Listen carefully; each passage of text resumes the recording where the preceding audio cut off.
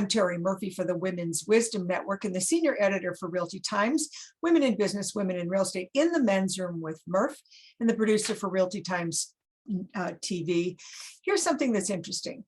I always like to follow women who have empowered themselves. And one of the things that I've learned from Kathy Droz in her book, A Woman's Guide to Buying a Car with Confidence and Street Smarts, is how much financial power women have today. Do you know that we are responsible for 7 trillion with a T, $7 trillion in consumer and business spending in the United States alone? And there's lots more of us. According to 2019 Women's Buyer Car Report, we have 80% influence on cars that are being purchased.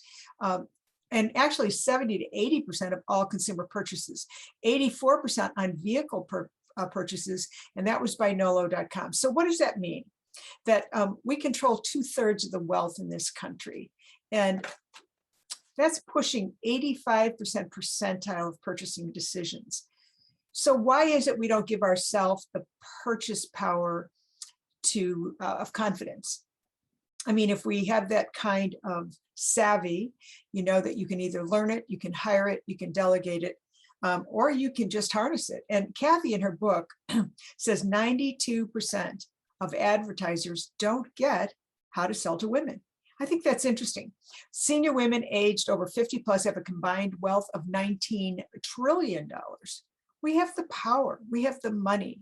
It's the question of decisions. So there are a number of things I wanted to bring forth in this session with you. And that is, in Kathy's book, she says, and it's one of my favorite quotes, it's by Marilyn Monroe.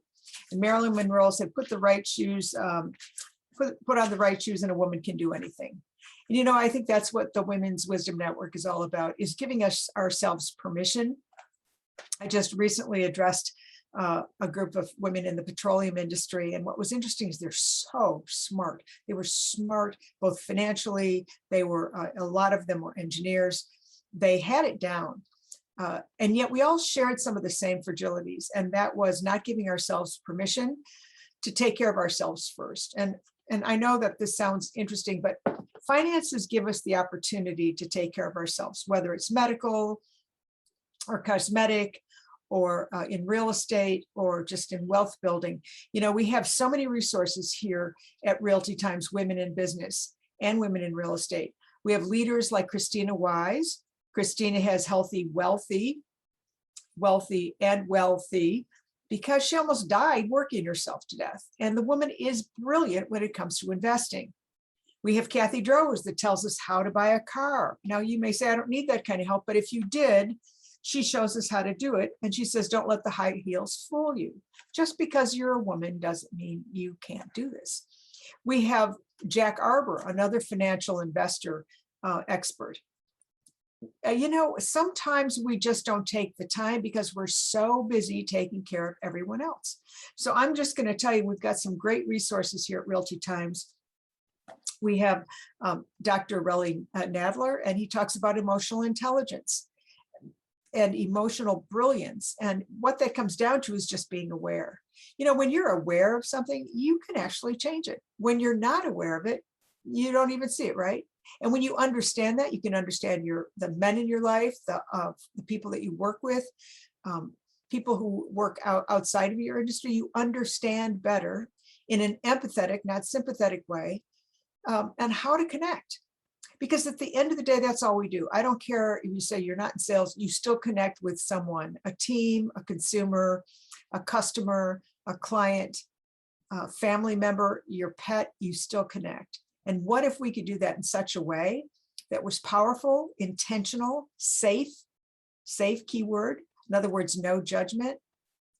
One of the things that I really appreciate are people that do things for other people. Amy Stair is an example. If you go into our archives, Amy Stair has a whole program on life coaching for people in business, but her heart is with the kids from Kilimanjaro. The Sherpas there have children.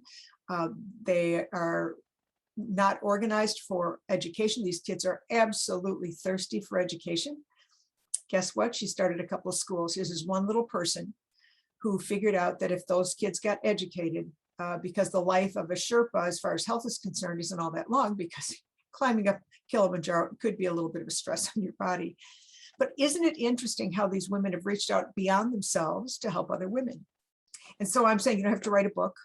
You don't have to be a specialist, but you do have resources. And unlike the Library of Congress, which is absolutely loaded with great books and incredible information and data, data doesn't have any place unless it's transformed.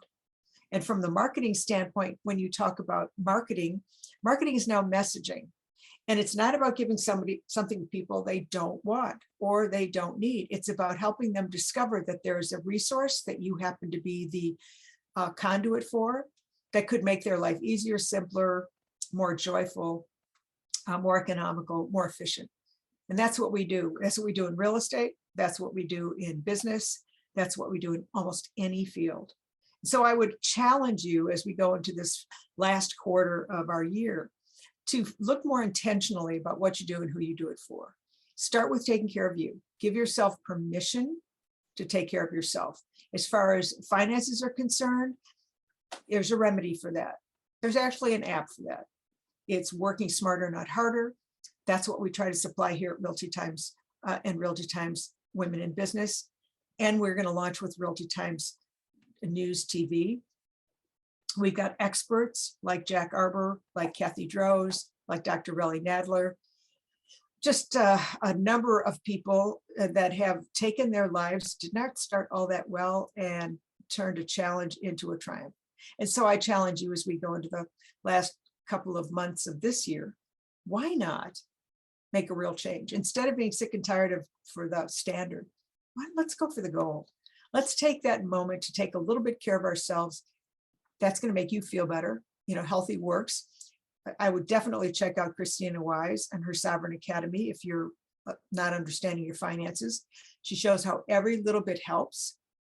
I know that there are coaches out there that are willing to help you go through different elevations, elements, initiatives for you to get your life where you want it to be. So I'm going to challenge you.